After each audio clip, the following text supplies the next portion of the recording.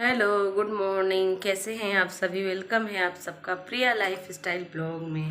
और अभी बज रहे हैं सुबह के 5:30 और मैं किचन में आ चुकी हूँ और मैंने एक गिलास गर्म पानी ले लिया है। अब मैं बनाने जा रही हूँ बच्चों के लिए, हस्बैंड जी के लिए नाश्ता। तो आज मैं नाश्ते में बना रही हूँ भिंडी आलू की भुजिया और पराठा। तो यहाँ पे मैं सब्जी, अब मेरे सब्जी कट हो गया है। मैंने कढ़ाई भी चढ़ा दिया है, इधर मैंने दूध उबाल दिया है। अब मैं चाय रखूँगी। तो फ्रेंड्स, यहाँ मेरी कढ़ाई थोड़ी सी गर्म हो चुकी है और मैं सरसों का तेल ही यूज करती हूँ। तो यहाँ मैं थोड़ा ऑयल डाल ले रही हूँ और ये भुजिया है तो तेल थोड़ा ज़्यादा लगेगा ही। और उसके बाद मैं चाय बना लूँगी और मसालादानी भी मेरा खाली हो चुका है तो इसको भी भरना है। तो फ्रेंड्स, यहाँ पे मैं सब्ज़ी छौंकने की तैयारी कर रही हूँ और दूध में जिस टॉप में उबाली हूँ ना बच्चों के लिए, दूध को निकाल लूँगी क्योंकि दूध बहुत ज़्यादा नहीं है तो उसी में चाय बना लूँगी। ऐसे अलग से फिर बर्तन लगाऊँगी तो एक बर्तन और जूठा हो जाएगा। इस वजह से मैं जितना हो सकता है ना उसी को यूज कर लेती हूँ। तो यहाँ पे मैं तड़का डाल दी हूँ भिंडी की सब्ज़ी बनाने के लिए। कढ़ाई में थोड़ा सा सरसों का तेल डाल करके और उसके बाद जब तक ये लाल होगा तड़का, तब तक मैं इधर चाय बिठा लूँगी।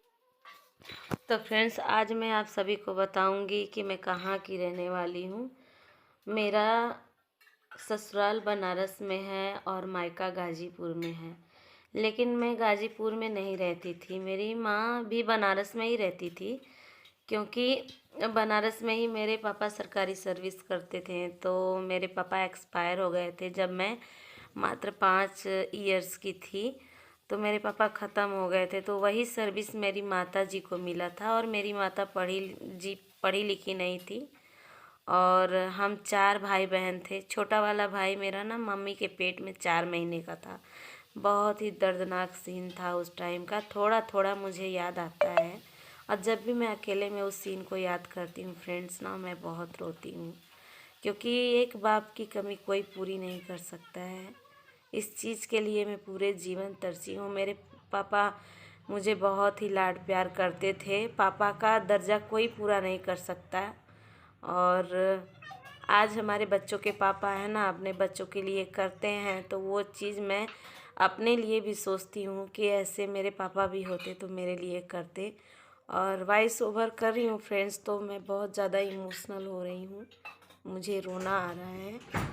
और उसके बाद वो सारे सीन याद आते हैं ना फ्रेंड्स तो रोना आता है। मैं अकेले में बहुत रोती हूँ।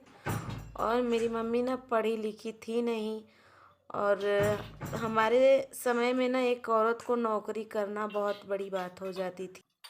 लेकिन उसके पास 4 बच्चे थे जिनका पालन पोषण इस दुनिया में कोई करने वाला नहीं था। इस वजह से हमारे मामा और नानी और मम्मी के मामा लोगों ने उनको सर्विस में बिठाया और फिर मम्मी सर्विस में ही हम सबको लेकर के रहने लगी।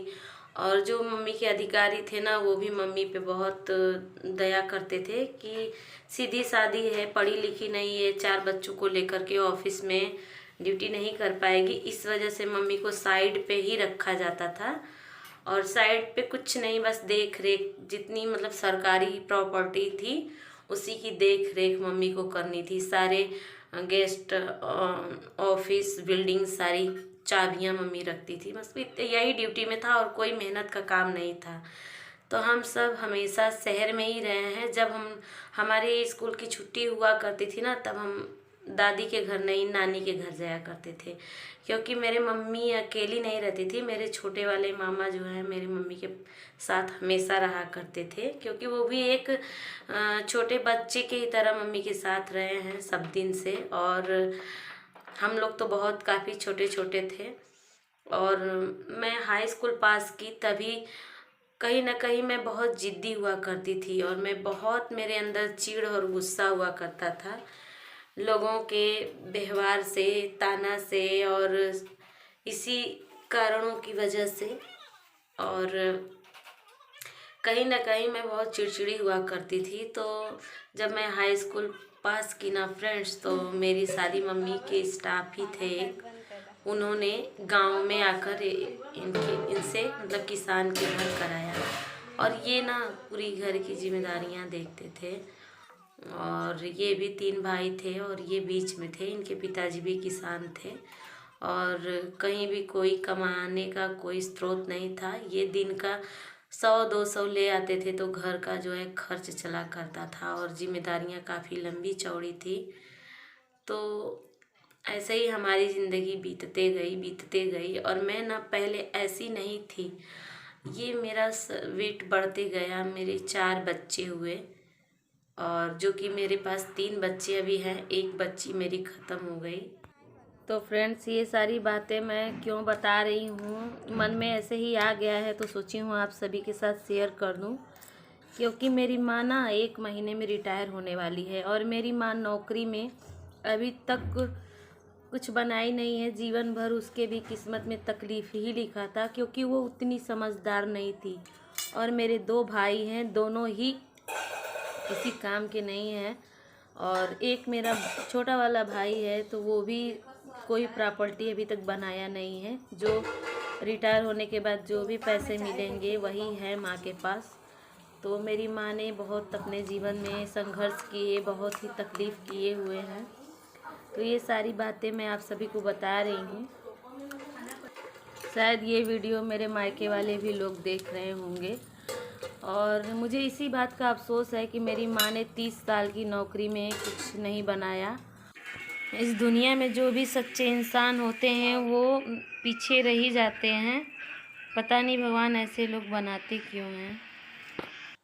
मैं मायके जाऊंगी तो आप सभी को ज़रूर मिलवाऊंगी। मेरा एक बड़ा भाई है और वो भी लगता है उसके पास भी दिमाग नहीं है। उसकी भी 4 बेटियां हैं। स्थिति इतनी ख़राब है ना उसकी कि मैं क्या बताऊं आप सभी को। पैसे का कोई मोल नहीं है। वो भी 30,000 के लगभग महीने का पा जाता है लेकिन खा पी उड़ा देता है। मतलब जैसी मेरी माँ थी वैसे ही मेरे भाई हैं। पैसा बचाना नहीं जानते हैं, भविष्य के बारे में सोचते नहीं हैं। उन सब का चिंता हेडक मुझे होता है कि उनकी ज़िंदगी तो बीत गई लेकिन जो उनके बच्चे हैं उनका भविष्य खराब हो रहा है। ना अच्छी परवरिश मिल पाएगी, ना अच्छी शिक्षा मिल पाएगी। क्योंकि इस दुनिया में ना फ्रेंड्स, पैसों का बहुत महत्व है। सारा पैसे से ही होने वाला है। और मेहनत करके एक आम इंसान क्या कर सकता है इस महंगाई में? सिर्फ अपने बच्चों का पेट भर ले वही काफ़ी है।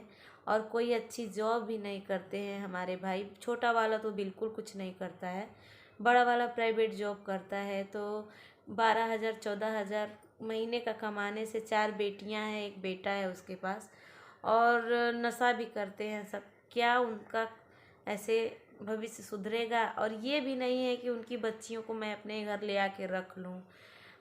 मैं सोचती हूँ कि उसकी 2 बेटियों को मैं अपने पास रखूँ, उनको पढ़ाऊँ लिखाऊँ, लेकिन ऐसा भी नहीं हो पाता है क्योंकि उसकी माँ बहुत झगड़ालू टाइप की है। तो मैं क्या करूँ? मैं सबकी चिंता करते रहती हूँ और बच्चों को देख कर ना, इतने मासूम हैं बच्चे, मुझे बहुत ही माया ममता लगता है कि इन बच्चों का भविष्य क्या होगा। मैं अपने बच्चों को तो अच्छे से पढ़ा लेती हूँ अपने समझदारी से,